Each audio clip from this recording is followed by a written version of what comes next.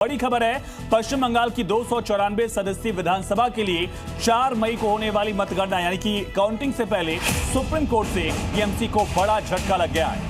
Court ने शनिवार को टीएमसी की उस याचिका पर सुनवाई की जिसमें कोलकाता हाईकोर्ट के आदेश को चैलेंज किया गया था। मामला मतगणना केंद्र यानी वोटिंग सेंटर पर केंद्र सरकार और पीएसयू कर्मचारियों पर सवाल उठाए गए थे।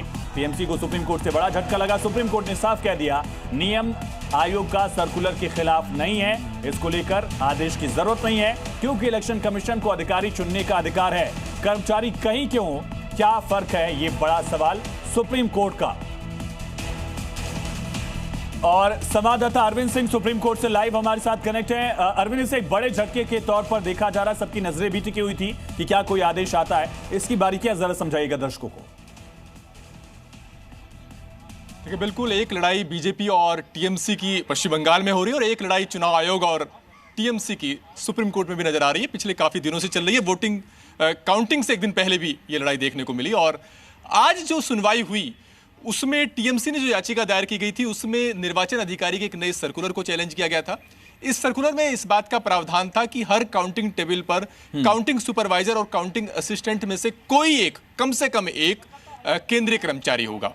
टीएमसी का यह कहना था कि माइक्रो ऑब्जर्वर पहले ही केंद्रीय कर्मचारी होते हैं, ऐसे में एक टेबल पर केंद्रीय कर्मचारियों की संख्या बढ़ जाएगी। उसका मुकाबला बीजेपी से है, बीजेपी रूलिंग पार्टी है और ऐसे में सेंट्रल के जो कर्मचारी हैं वो जाहिर तौर पर बीजेपी के प्रभाव में होंगे और ऐसे में चुनाव की निष्पक्षता प्रभावित हो सकती है। आज सुप्रीम कोर्ट ने 2-3 अहम बातें की।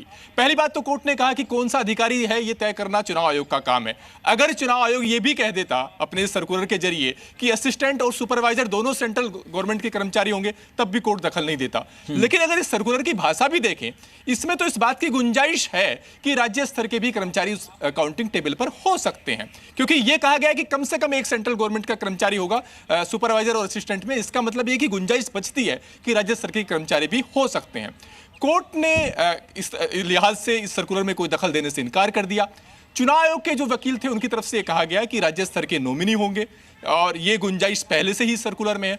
उनकी तरफ से ये भी कहा गया कि हर काउंटिंग जो टेबल है उस पर हर पार्टी के पोलिंग एजेंट होंगे। जो रिटर्निंग अधिकारी होते हैं वो स्टेट कैडर के होते हैं और उनकी पावर ओवर रीचिंग होती है, यानी उनका पूरा अधिकार रहता है हर एक बूथ पर। तो ऐसे में टीएमसी की जो याचिका है वो, उसकी जो आशंकाएं हैं वो बेमानी है। बाद में टीएमसी ने आज सुनवाई के दौरान यू टर्न ले लिया और कपिल सिब्बल ने यह कहा कि हम सर्कुलर को चैलेंज नहीं कर रहे, हम सिर्फ इतना सुनिश्चित करना चाहते हैं कि राज्य स्तर के नॉमिनी होने चाहिए।